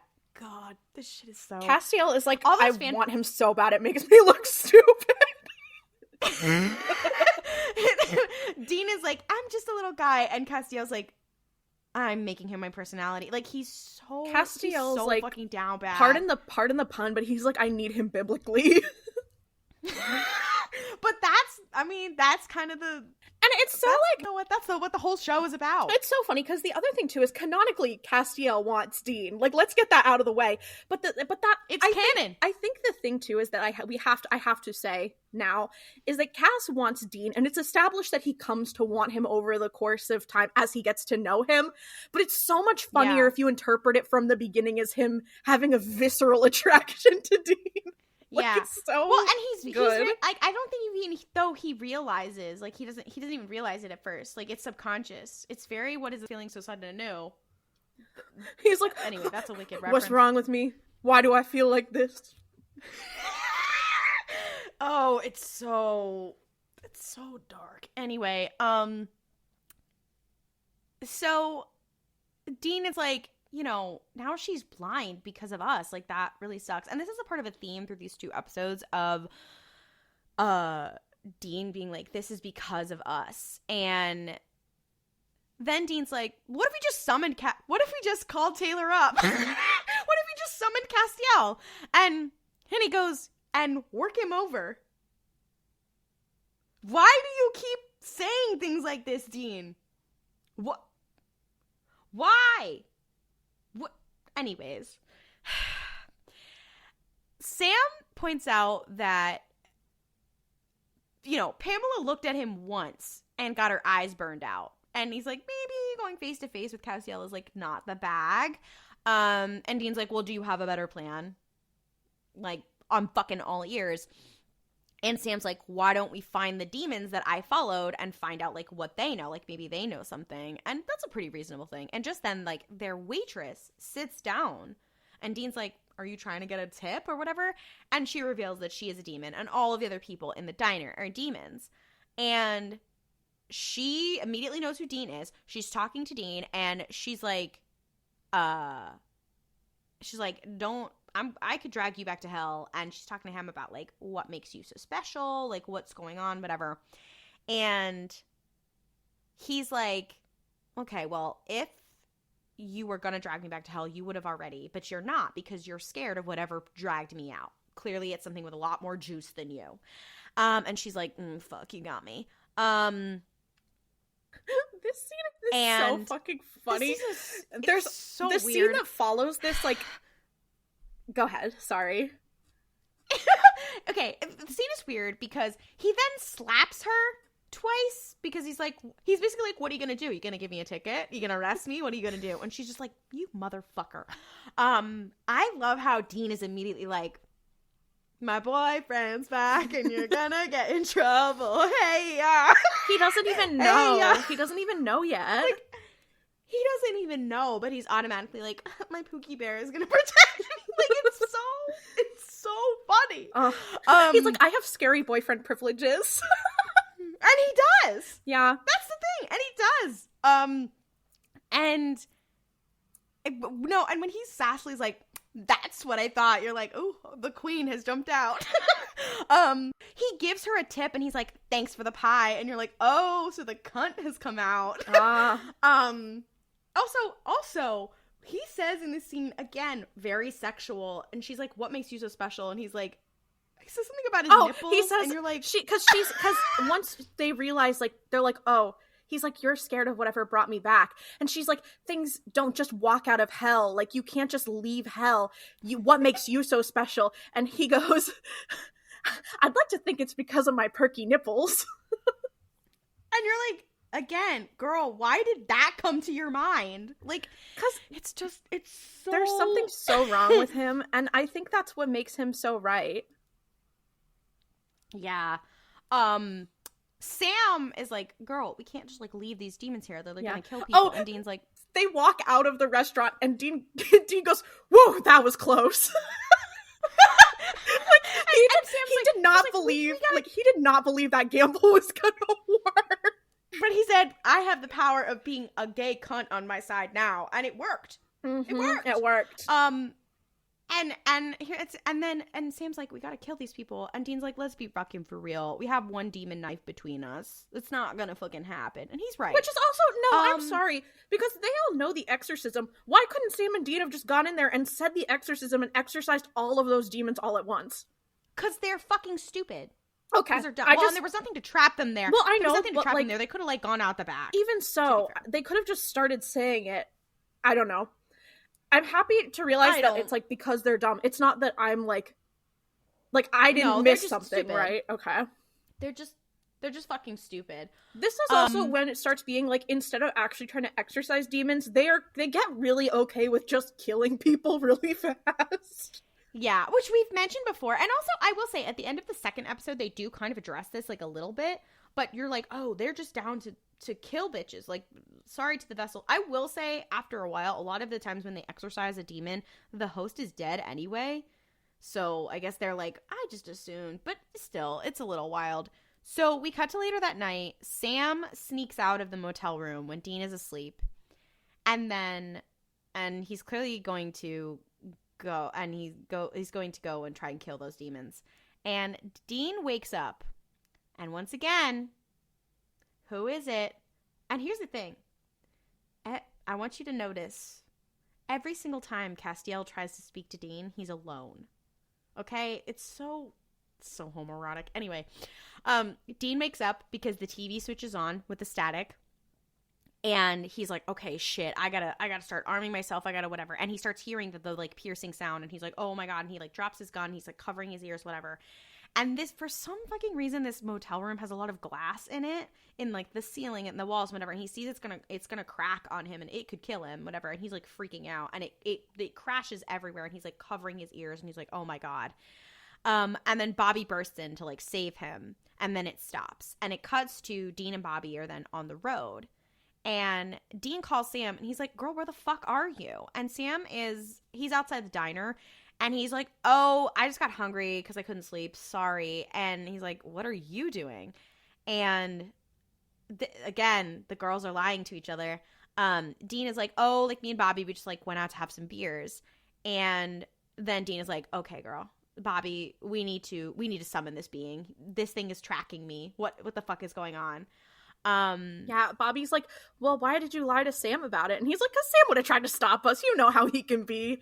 And meanwhile, Sam is like, that's why I also lied to Dean, because he would have tried to stop me, because maybe I'm doing little things that he wouldn't approve of. Each of them lying to each other about their love interests is so crazy. Then we cut back to Sam. He's at the diner. He finds one of the demon vessels dead with their eyes burned out, just like Pamela. And then the possessed waitress starts attacking him. Her eyes are gone. And she's like, well, and he's like, how do you know who I am? And she's like, I can still like smell your soul. Like I would know you a mile away. This is foreshadowing to what special role Sam has. Anyway, she's like, everybody's going to die. And he's like, how do you know that? And he's like, what did you see? Like, what did this to you? And she's like, I'm not telling you. And she's like, what did I see? The end. And he's like, what the fuck does that mean? She's like, I'm not going to fucking tell you. Also, again, I will say the makeup that they did for her eyes being burned out looks kind of goofy, but it also looks really good. Yeah. Like, I feel like the practical effects and the makeup team, they don't get a lot of opportunities to stretch their wings in this show, but when they do, they always stretch their wings. when they do, they always do I always find that it's the perfect amount of goofy for this show. Yeah. Also, the effects in this episode eat, both practical and otherwise. I mean, in the scene where Castiel is introduced, they're really good too. You're like, damn, they spent all the budget on this. I mean, you can tell. They spent all the budget on... and the brain power. Yeah, they got Eric Kripke to write the one episode, and then they were like, okay, well, that's enough. Yeah. So next we see Sam. He lifts up his hand, and clearly the demon is exorcised. He does not say any words, and you're like, girl, what is going on? And he then goes to see if the host is still alive, and she's not. And he's like, oh fuck, not again. So this is the first emergence we see of Sam. Maybe he lied when he was like, no, Dean, I don't use any of my crazy powers anymore, bitch. I think you do. Uh-oh. I think you do. Mm-hmm. And then who walks in? The girl who was in the motel room earlier, now fully dressed, arrives, and yes, it's Ruby in a new body. She's dressed like Ruby used to be, whatever. It's played by Jared's real life wife. Well, this is how they met. And it says that she and Sam were doing an act when Dean and Bobby arrived. So again, Emmy-winning performance, as if she was just some girl he'd picked up. And it is revealed that Sam has been working with her for some time and developing his powers. And then they start talking about like, okay, so how could Dean have come back? And he's like, you need to fucking tell me. And she's like, girl, listen, I don't know. And that's kind of scary. And she's like, let's be real. There's no demon that has the power to pull a human soul out of hell, which I think is funny because eventually Crowley does. I mean, like Crowley does. Crowley is also like the king of hell. Yeah. And I think the other thing, but he's not an angel. The other thing, too, is we have to keep in mind that as this show raises the stakes, its internal logic goes away. Because the other thing, too, that I noticed is that Dean is like, earlier in the episode to Bobby, was like, you became a demon hunter, you became like a hunter after your wife got possessed. And I'm like, wasn't the whole thing that we didn't think demons were real until the end of season 1? And Bobby also, I think, thought that.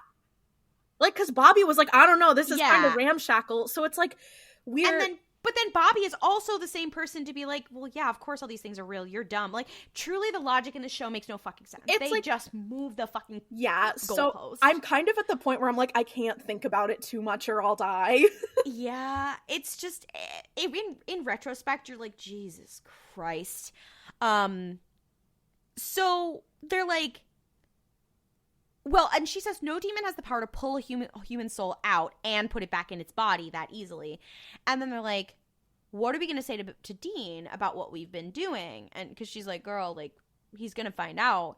And he's like, I'm going to tell him. I have to figure out just like the right way to tell him. And she's like, okay, well, when he finds out, and if he doesn't find it out from you, he's going to be really pissed. And Sam's like, yeah, well, he's going to be pissed anyway.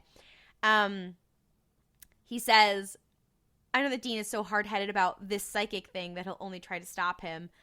And Sam goes into it and he's like, well, you know what? I've been spending my time constructively. I've been saving people, hunting things, the family business.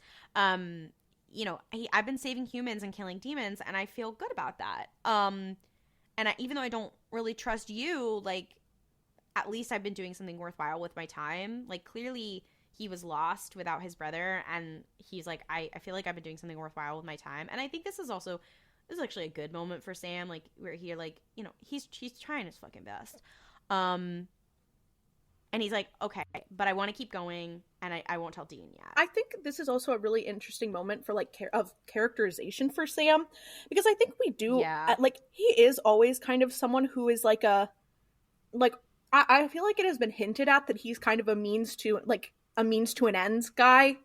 Like, he's like, he is okay doing things that might not be great in order to get a good result that ultimately impacts the world and other people positively. Like, he is sort of shifted from season 1, where I feel like he was a bit more, well, they switch roles. Yeah, they really switch do. Roles in this way, because Dean keeps saying that he's this kind of guy when you find out he really isn't. Yeah, and then Sam is the one who's always means to an end. Yeah, I feel like he was kind of like Dean was used to be kind of the shoot first, ask questions later guy, and it was like characterized as Sam being like, oh well, he went to college, so that's his thing, is that he's the thinker. But Sam's the fucked up and crazy one. Yeah, and I think it's interesting because it's not downplaying Sam's intelligence, and it's not like, he has internal logic to it. It's not that he's like unhinged. It's just that he is like, I feel like it's like he's very measured in the way that he talks about this. Like, he has, and he's very smart, and he's very well read. He's always the one who knows the lore better. He's more tech savvy. When he went to college, he's more pop culture savvy. He's whatever, like, or like updated pop culture savvy. He's whatever, like, it's very clear that, like, his intelligence is what makes him scary. Yeah. Is what makes Sam scary. Yeah. And I think it's very, which is so, it's very interesting when he couples that with also being like, okay, yeah, I have these powers, but like, normally for Dean, who's very black and white, who's like, demons bad, having Sam be the one who's like, well, no, I can kind of see that there's nuance in this situation, and I'm going to use this for something that it might not actually be intended to be used for. Like, I'm using this for good instead of doing that. And there's like the conversation of like, once you start using power, does power corrupt? Yeah. Well, and and I will say that is part of the reasons why this arc is really good. Obviously, it is foreshadowing how they are Lucifer and Michael, because that is the whole thing, that like Lucifer used to be an angel of the Lord, and and was powerful and that kind of thing, and Michael is very black and white thinking. I fear this is where the show kind of eats. Unfortunately, this is when the show kind of ate. So anyways, we have this little moment with Sam, and then we get to the barn. Let's just say, a lot of important moments in Dean's life happen in a fucking barn. He's a lot like Jesus Christ. He's a lot like Jesus Christ in that way. Oh my god. Oh wow. Wow. Okay. Lazarus Rising. He rose from the dead. And Lord God. Okay. So, meanwhile, we see Dean and Bobby. They're in an abandoned barn. And I will say, And prepare yourself for the most iconic scene in television history. This is a thing where I will ask that our viewers just look up Castiel's entrance scene, because it fucking eats. Like, I'm gonna try and describe it as best as possible, but it really fucking eats. I have to say something. I'm so sorry. Before we talk about this scene, I just remembered something that happened. When Sam used his weird powers to send that demon to hell, the music was literally like 5 Vine Boom sound effects in order. Did you notice that? I forgot about that. Yes, I was watching it. I was trying not to laugh. I was like, what the fuck is this? Anyway. Oh, God. Also, this is one of my first instances where, like, we're doing all this stuff with Sam, and this is what I call Castiel disease, where they're doing all this stuff with Sam, and I'm like, okay, can we hurry up? I want to see Cass. Like, that's what happens. Like, other important things are happening, and you're like, I don't fucking care. So Dean and Bobby are in this barn. They're gearing to do this summoning ritual, and which is very funny to me, because I'm like, you guys don't know what you're summoning. So they have like spray painted fucking sigils of all kinds all over. They're like, we're gonna cover all our fucking bases. We have all kinds of shit here. Bobby is like, girl, this is a bad idea. And there's also a line where Dean's like, well, this time around I'm not gonna be caught with my pants down. And you're like, again, girl. Someone's wishing you were caught with your pants down. Yeah, like, oh, it's just,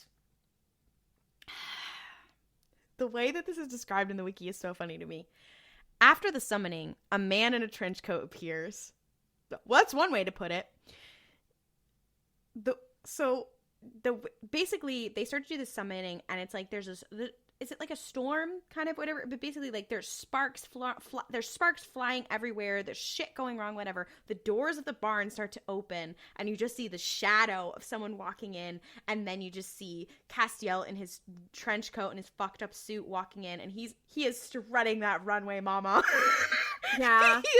He is doing the entrance of the year, which okay? is so funny because Misha Collins is just like, he just looks like a little like crusty little white dog. Like, he's just he has the vibes. It's like it's such an epic entrance. He ate it up. He did, but it's such an epic entrance. And then you look at him and you're like, what? You're like the size of a cotton ball. But it's funny because, like, except for that he's not. He's like 6 feet tall. He is, but because everyone else in the show is a giant, he just looks like a little guy. So he's like, and they somehow make him look so cervacious, even though he's like in his trench coat and this like fucked up little suit, whatever. Like, he's walking in, he's got the gravitas, okay? And the lights are going crazy, whatever. Dean and Bobby are like, holy shit, they start shooting at him. It's doing nothing. Like, again, crazy entrance. Dean and Bobby are like, they look like fucking Abbott and Costello in this because they're both like, oh my god, like, what do we do? If Sam was there, they could be the Three Stooges, but alas. Literally, the fact that Sam isn't there for this is so crazy. He walks over the devil trap. He's unharmed. Bobby and Dean are like, oh my god, what's going on? And here's the thing. The famous line, I can't emphasize this enough, is the first line that Cass ever says. Because Dean is like, who are you? And Castiel immediately is like, I'm the one who gripped you tight and raised you from perdition. An opening line for the gods. What do you mean? That is so and raw. The delivery, it's so and he says raw. it, and I You're think here's the thing that really sells it to me is that Cass is very like matter of fact. He's so autistic coded, it's insane. But he is like he's so matter of fact about it. Like, he's not trying to, like, the funny thing about Cass and like as a character is that he is never trying to be intimidating. It's just because he just is. But he's like Dean is like, who are you? And he's like, I gripped you tight and raised you from perdition. Like, duh.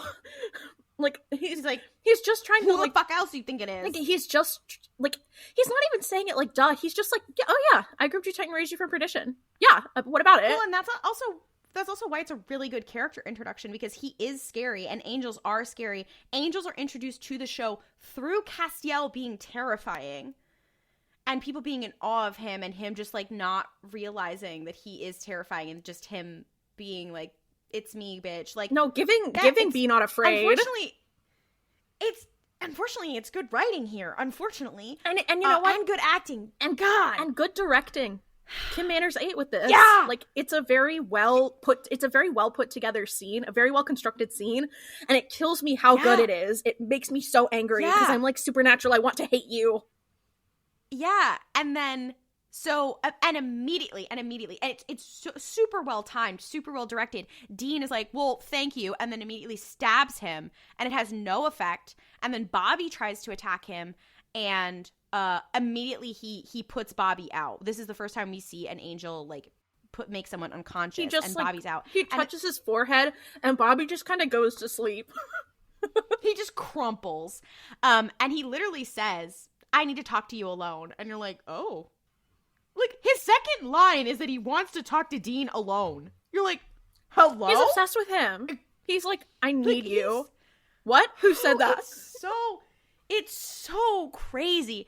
And then, it says he reveals to Dean that he is Castiel, an angel of the Lord. But Dean asks him, he pulls a Twilight, okay? And he's like, who are you? Or he says, what are you? Doesn't he? And he's like, I'm Castiel, an angel of the Lord.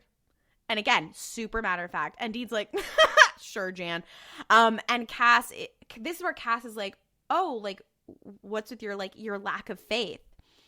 And then we have the iconic shot of Castiel's wings, which you only see as the lights are flashing and they're black. You're like, and God, it's like a shadow. Like, it's like a shadow behind him. So I'm like, this, I need, listen, have I made, I feel like I'm like, do I cringe at the idea of having, like, a supernatural tattoo a little bit? No offense. If you have one, I think it's objectively, there's a lot of designs from Supernatural that are very cool. So I'm not, like, roasting if you have one. But I'm, like, I feel like sometimes, like, I personally am not someone who, like, would ever think to get, like, a tattoo from a piece of media just because that's not, like, how I am. But I'm, like, low-key, a Castiel Wings tramp stamp, that would eat. That would be but you'd also have to be like, no, it's not like an angel wings. It's not. It's specifically from the CW Supernatural. It's so it eats. Like, it eats. And again, Castiel has not said a lot of words here.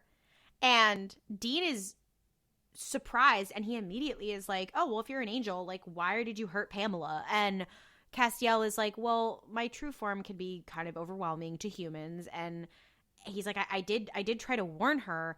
And then he goes, I tried to talk to you on 2 different occasions with my true voice.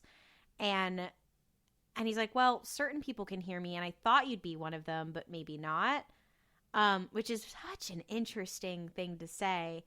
And then Dean is like, okay, and what about the person that you're possessing? And he's like, well, this is a vessel, and this man is very pious and prayed for this. He wanted this. And Dean's like, yeah, sure, Jan, I don't believe you. And he immediately, this is one of his other iconic lines, then Dean is like, why would you rescue me from hell? And again, this is an acting moment that eats. Castiel gets up in his fucking face. This is the other thing. He won't leave him alone, but he also is always up in his business. For a being, that's the whole thing. For a being who is supposed to be separate from humanity, he, at every instance, he is up in his business. And let me be clear, he is not in anybody else's business. He is not in Sam's business. He is just always up in Dean's personal fucking space. He is up in his face, and he looks at him, and he's on the wiki, it says, staring into his eyes intensely, and says, you don't think you deserve to be saved. And you're like, again, every line out of his mouth, you're like, Jesus. I was like, he read him for filth there. Like, that was crazy. Yeah. Imagine that happening to, like, can you imagine being Dean in that moment? Being like, what the fuck? And Dean is like, he like, you see him wince, and then he's like, why did you do it? And he's like, well, I did it because God has a plan for you or something. Yeah, and Cass and he's like, also, and then he goes, yeah. Cass also has a line here where he's like, good things do happen sometimes. Like, God, this isn't like good things do happen, and Dean's like so confounded as to why good things would happen to him. And he's like, but not to me. And you're like, it's God. I'm like, they made Dean in like the fucking Blorbo factory, because like he is literally like he is tortured because he was tortured, and there's a man who's telling him that he's good enough, but he can't acknowledge that he's good enough. Like, he is like the epitome of like suffering for mentally ill teens and young adults who need someone to project onto or need someone to babyfy. Like, he is perfect for that. Then they brought in a literal guardian angel to be like, you deserve to be loved. You're like, what did they expect to fucking happen? Mm-hmm. Like, patron saint of daddy issues is he. Like, it's so, and then it closes with Dean being like, he has work for you to do, God. Cass being like, and Cass being like, he and has work for you to do. And when we said this is like a pilot for the rest of the show, it's just like the pilot where they're like, we've got work to do. And you're like, and then the episode ends and you're like, yeah, what the fuck? And that's it. And that's the introduction to Castiel. It's so like, it's sickening. It's so sickening. And it's like Cass, knowing everything. Cass has been in literally like not even 2 minutes of screen time at this point. Maybe 2 minutes of screen time. And God. I'm like, it's like, I need him. I need to inject him into my veins. Yeah, and that's exactly what happened to Dean. Literally. Literally. Like, I mean, he literally left a physical imprint on Dean. Like, that is... And us. Literally. Maybe, oh my God, I should get a tattoo of the handprint. Mine will last forever. Dean's might not. The production might forget to put it on him, but... I just also want to say, in the trivia for this episode, apparently the Winchesters are Star Wars fans. When Dean is trying to get the location of Sam's phone, he says his name is Wedge Antilles. Wedge Antilles is a recurring character in all 3 original Star Wars films, a major character in several expanded universe novels, and the main protagonist of the X-Wing series. Antilles was the Corellian pilot and later general who led Rogue Squadron, which he co-founded with Luke Skywalker. Why is the extended universe Legends lore on the Supernatural And why are they not talking about how a character from Star Wars canonically walked in on him in the bathroom and saw his dick? Why are we not talking about how Wedge Antilles is one of the few characters who has used a toilet on screen in Star Wars? Anyway, that's a fun fact for those of you who don't know a lot about Star Wars. He likes MILFs. He likes MILFs. He has a stepson. He's peed on screen. There's so much. He's played by Nathan Kress. in when he's voiced. He's played by Nathan Kress. I forgot about that. Anyway, there's so much. We can't talk about Wedge Antilles right now. We need to talk about Castiel, and I guess the other guys too. Guys, I'm gonna be so real with you. We had plans to talk about another episode after this, but honestly, I'm in such an emotional state right now after the reappearance of Castiel that I'm like, I don't know if I can do it. Because we dropped 2 bombs on you. Yeah, this was I felt like the Twin Towers. Like, a second plane. The first plane was Castiel's return, and the second plane was Klaudia referencing the Magnus Archives and actually understanding it.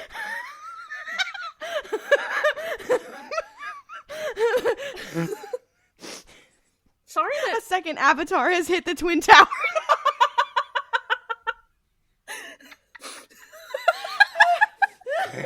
Oh my God. Okay.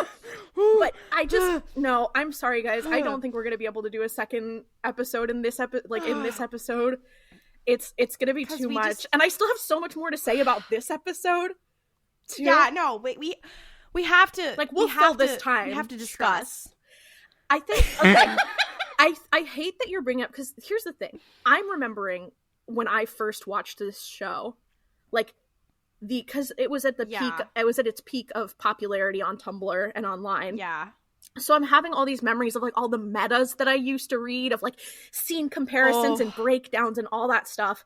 And I'm remembering what you'd mentioned earlier, how it's like there's this comparison of Sam and Ruby to Dean and Cass, wherein Sam is getting drawn more into demonic stuff and is embracing that part of himself, whereas Dean, like, Sam is learning to have external power, whereas Dean is learning to have like internal power, which I just kind of thought about. And like, it's like Dean is learning to appreciate the power that he himself has and the appreciation that like that he is deserving of. Well, and that. Also he's like, he's gaining faith. Yeah. And you'd think it would be faith in God, because literally God's existence is being proven to him, but he's gaining faith in himself. Yeah. Whereas I feel like Sam is kind of like, Sam already kind of had faith, but he is learning that he can, like, Sam is learning that he can sort of control his life and control what he does.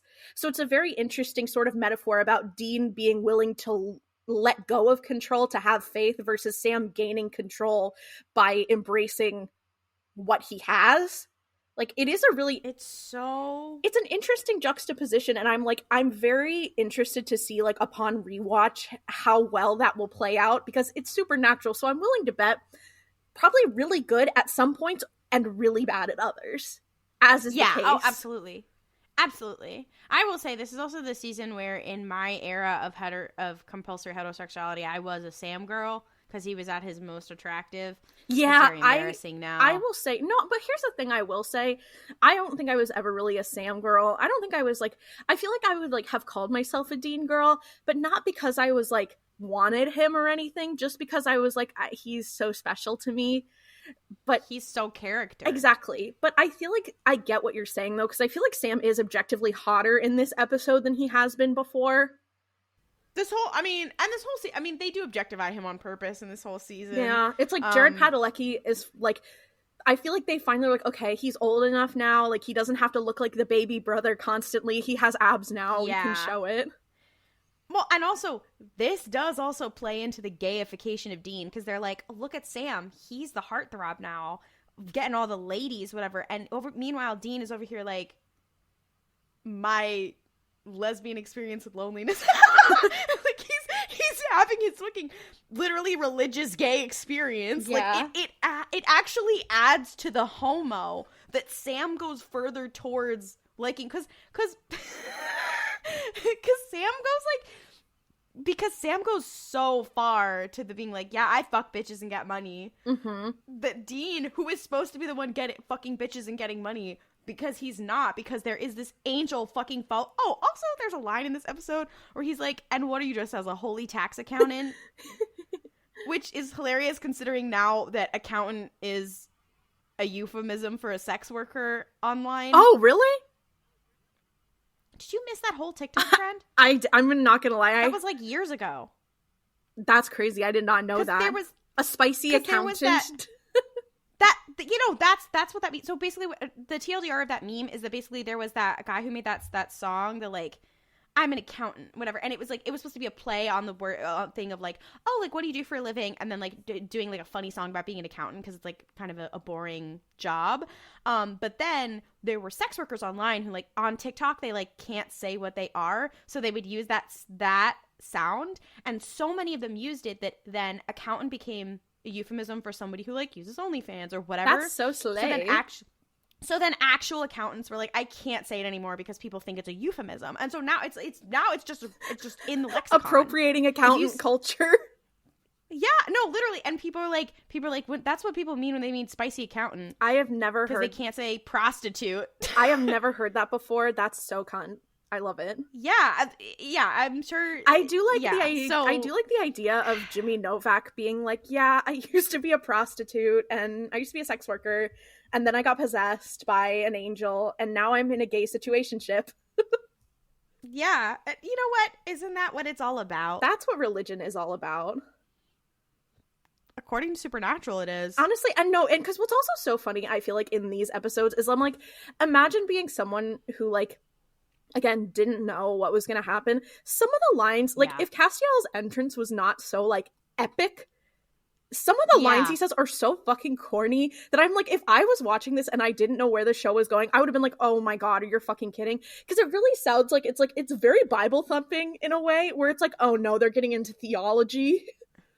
Like, yeah, and they even joke about that later. But it's like, imagine turning this on just randomly on the CW. Yeah, it feels like this would have been crazy. No, it's like, it feels like Christian TV. It's so funny. Yeah, and here's the like, the impact this had on so many formerly Christian, not me, but like so many formerly Christian gay teens is like so. Well, and because he's supposed to sound like he is speaking from the Bible. That's why he sounds corny or whatever. Yeah. And you're just like, it's so... I will say, Jensen Ackles is acting his ass off in this episode. Yeah. His face acting when Misha is up in his fucking grill. Mm-hmm. It's Christ. Yeah. It's Christ. No, Christ cigar. I'm happy. Like, I do think it's nice that Jensen Ackles has had like actual acting gigs. Like, I'm so thankful that he got to be on The Boys, because I have said since like the beginning is like one of the reasons, and I said this like even when I was in my like, oh my god, Supernatural so cringe era, like after I had stopped being so obsessed with it, I was like, wait a minute, there's something wrong with me and I need to reevaluate. Yeah. Even then, when I was at my most hater, I was like, one of the reasons that I liked the show so much was because the performances were really good. So I'm very happy that people like are coming to respect at least Jensen Ackles for being like an actual actor who's good at, acting. So I hope he stays booked and busy. Yeah. Also, just a funny part of this episode is that like Misha didn't think that Castiel was going to be an ongoing character, so he's like, I'm going to do a voice. Oh my god, I forgot about this story. Yeah, he's like, because he's like, he's not human. He needs to sound different, whatever. And then eventually, when he plays like Jimmy Novak, the Vessel, like he uses his regular voice. But the problem is he did this deep ass gruff voice, which isn't actually that deep in this first episode. But he like establishes that as the Cass voice.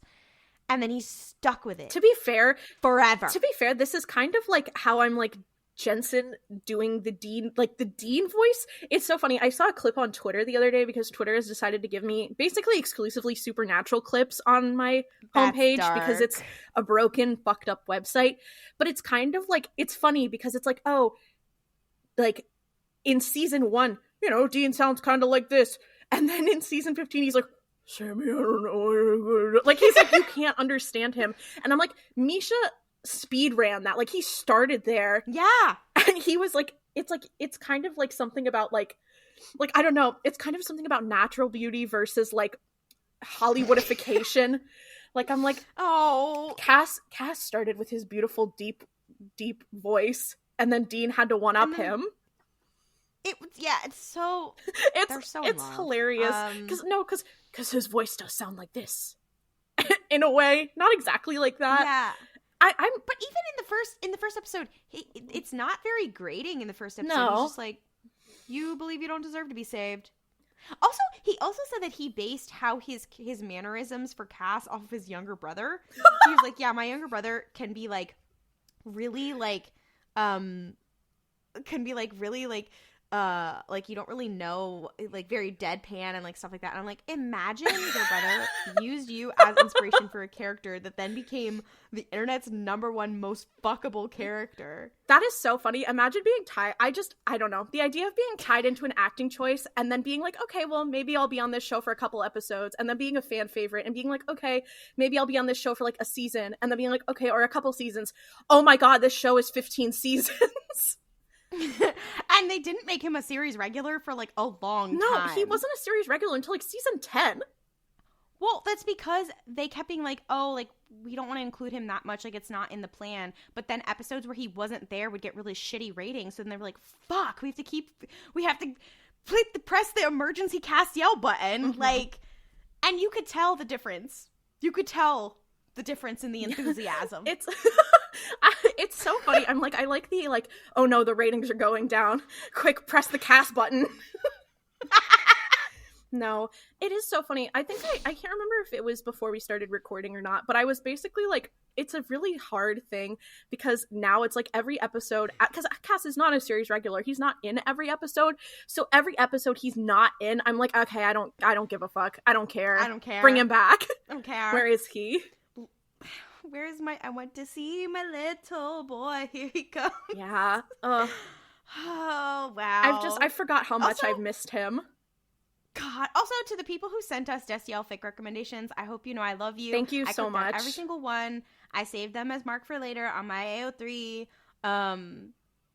You rock. You're amazing. Yeah. You're incredible. You guys are the best. You're always looking out for us. Yeah, keep sending them. If you could send us Supernatural Magnus Archives crossover fan art, that would be great. Oh, wow. Statement ends. Anyway.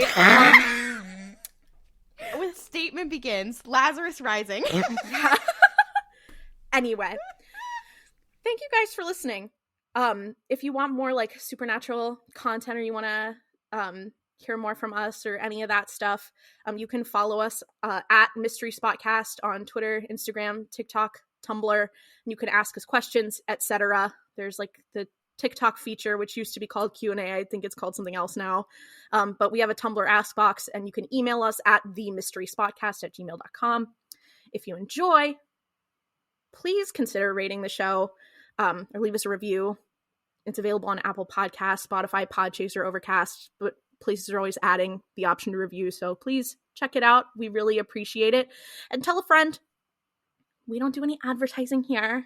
We don't have money for advertising, so we would always appreciate you letting someone know, that having someone join the cult of Castiel. If you want to hear more from us, we are two of the co-hosts of RuPaul's Pod Race, a queer Star Wars podcast. We're talking about a bunch of non-Star Wars things right now, but it's really fun. Check it out. And with that, we will see you 2 Tuesdays from now for more slaying people, queer baiting things, the supernatural business.